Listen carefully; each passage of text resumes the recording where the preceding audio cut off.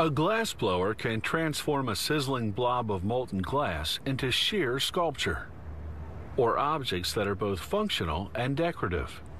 Blown glass can be on the cutting edge of modern design, quite a feat for an art that's more than 2,000 years old.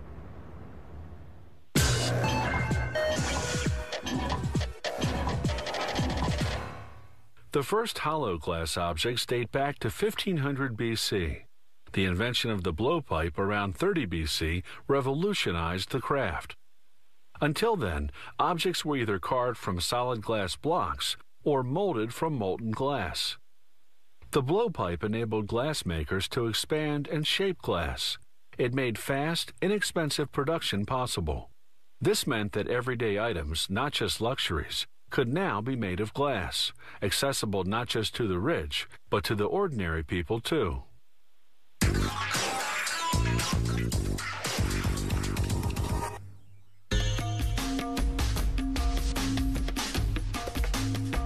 When you see these spectacular shapes and colors, it's hard to believe that blown glass comes from this bland, lumpy stuff. This is silica, a natural material derived from sand, mixed with thinners and stabilizers such as potassium and limestone. The glass blower recycles any leftover colorless glass, then loads the mix into the melting furnace. After 12 hours at fusion temperature 2200 degrees Fahrenheit, the raw material transforms into colorless liquid glass. The glass blower uses a blowpipe, a long steel tube with a ring or pear-shaped end, to collect what's called a gather, a glob of this red-hot molten material. To color the gather, she quickly rolls it in finely ground colored glass. At this stage, the glass is honey-like in consistency, though it's cooling and thickening by the second. She fuses the color layer by reheating the glass for a few seconds in a smaller furnace called a glory hole. Next, she rolls the glass against a ladle-shaped block to form a starting shape for blowing.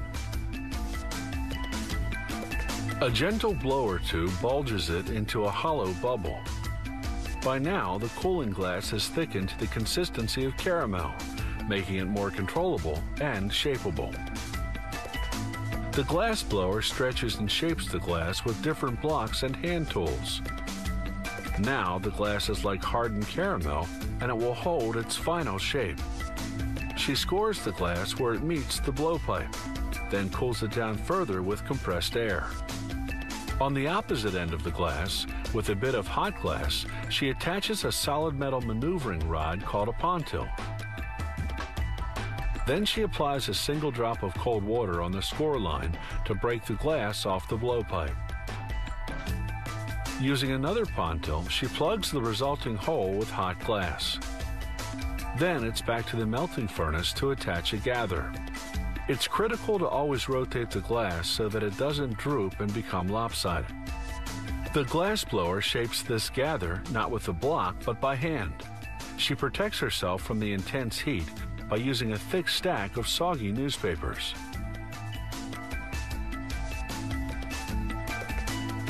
Using an ordinary pair of scissors, she forms ridges.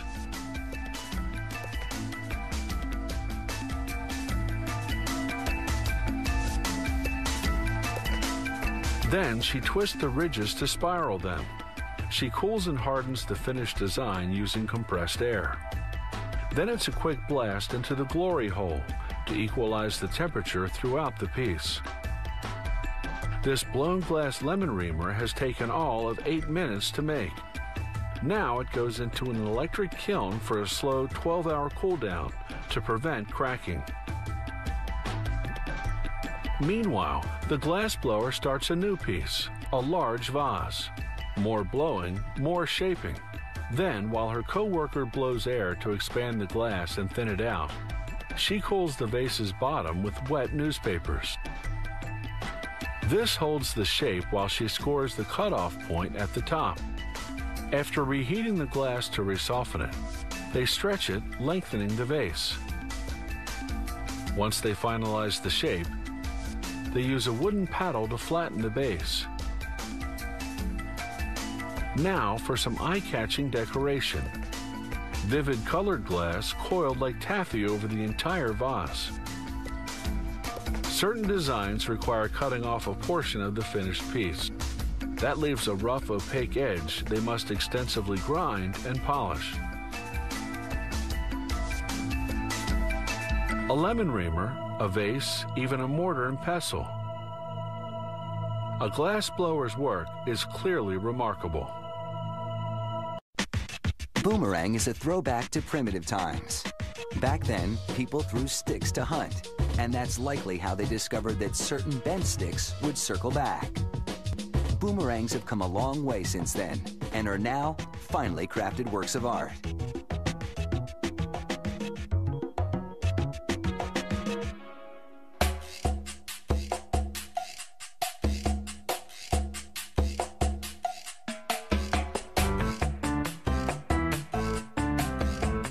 Boomerangs come in many shapes, but fundamentally, they are all single-wing aircraft. Construction begins with a solid piece of wood. This tree's growth rings have been highlighted to demonstrate how compressed the outer rings become. Because the wood from this section is denser than the inner rings, it's easier to work with. A woodworker takes 16 strips of that dense wood and places them in a steam box for 20 minutes.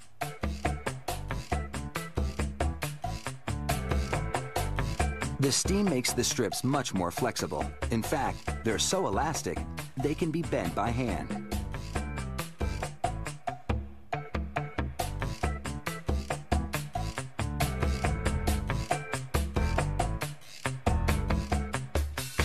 Watch how he arcs all 16 layers at once with little effort.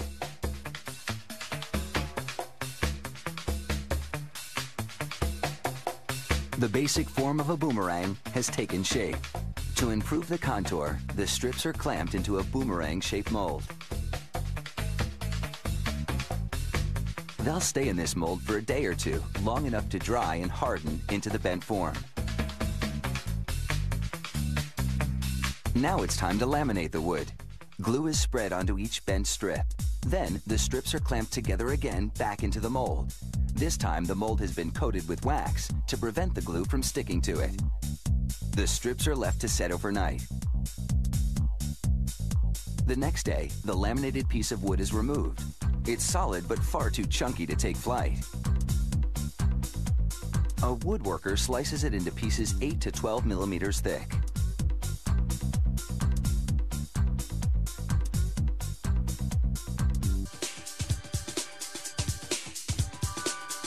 One piece of laminated wood yields about 6 thinner pieces, each of which will become a boomerang in its own right.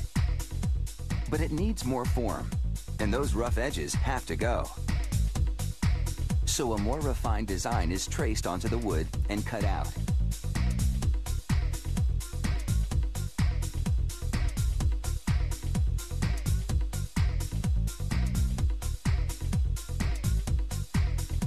But there's an easier way to make a boomerang with sturdy aircraft plywood. With plywood, there's no need to laminate and then physically bend the wood. A woodworker simply cuts out the pattern, then sculpts the tops of the wings with a drum sander.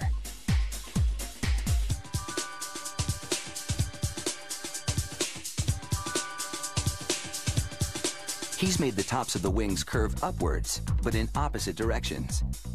It's this contouring that will make the boomerang fly in a circle. On some models, embedded lead weights are added for improved balance. That laminated boomerang gets the same contouring, but files are used instead of a drum sander. Laminated wood responds better to this technique, but it's much more labor-intensive and requires specialized skill. One mistake in the shape and size, and the boomerang's aerodynamics will be thrown off kilter. But our woodworker has the job down to a fine art.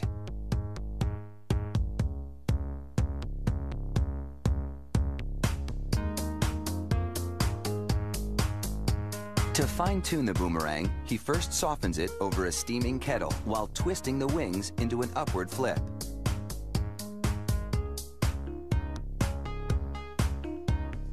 This blower dries the wood to ensure it stays flipped.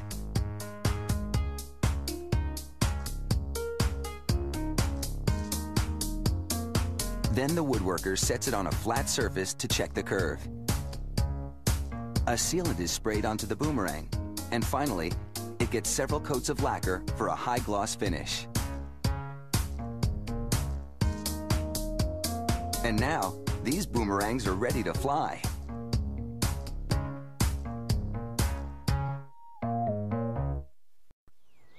It's a staple for people all over the world.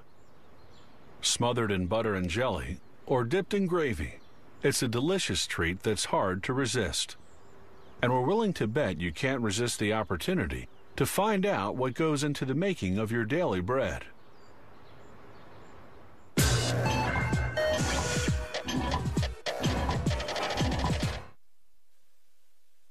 Over 3,000 years ago, in the time of King Tut, Egyptians were already baking 40 varieties of leavened bread.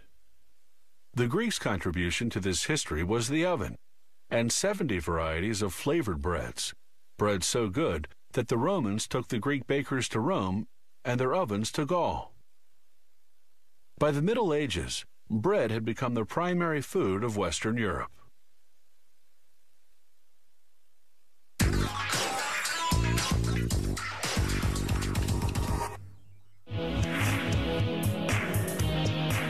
Multigrain bread is made from several ingredients such as flaxseed, buckwheat, soy, and millet. This protective grill prevents foreign matter from accidentally falling into the recipe mix, a recipe that calls for half a ton of flour. The ingredients, ground in a mill, are kept in these 36 enormous containers.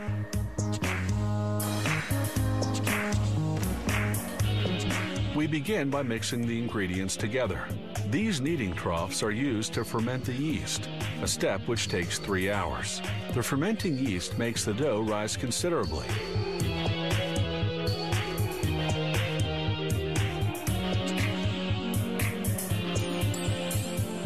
This huge mixer kneads the dough for about 8 minutes.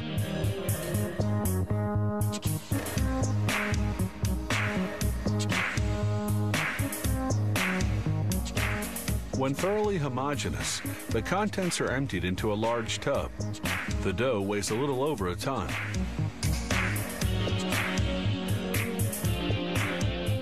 The dough is loaded onto a slide situated above the dough divider.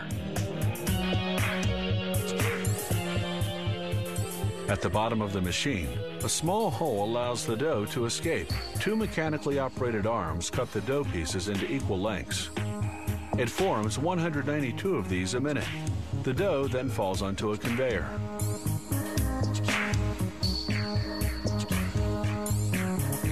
Here, dough pieces are rolled into balls, which can be more easily worked.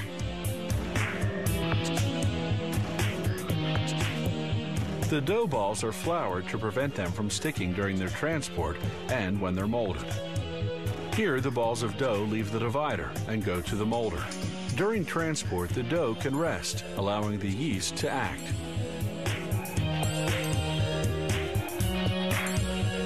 The dough is then folded and rolled. The machine can handle 3 per second, for a total of 11,500 an hour. The dough is rolled out to the exact size and falls into baking molds. Here we see the making of hot dog rolls.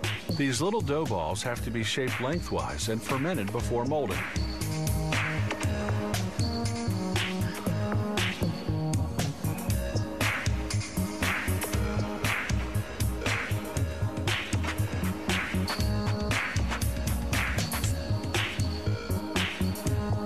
Here the hot dog rolls are being machine molded. Dough pieces must not touch one another, so they're spaced apart by a small mechanical arm. Now we go back to multigrain bread production. Squatted down at the bottom of the molds, the dough pieces go into the prover, where they rise for an hour at 110 degrees Fahrenheit and at 70% humidity. Then they bake for 20 minutes at 490 degrees. When finally baked, the loaves end up with a nice golden color.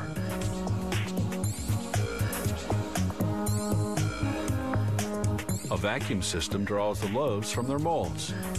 They're then placed on a conveyor to cool.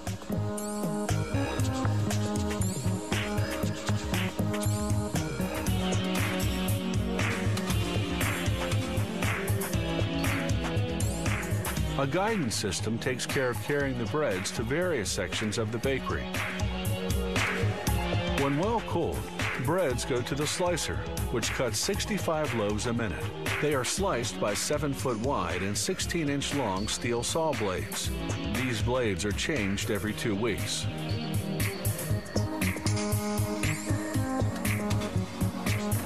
Sliced loaves are automatically packed at 65 per minute. They're now ready for shipping. Some 5.5 hours have passed between preparation of the dry flour and packaging of the baked bread.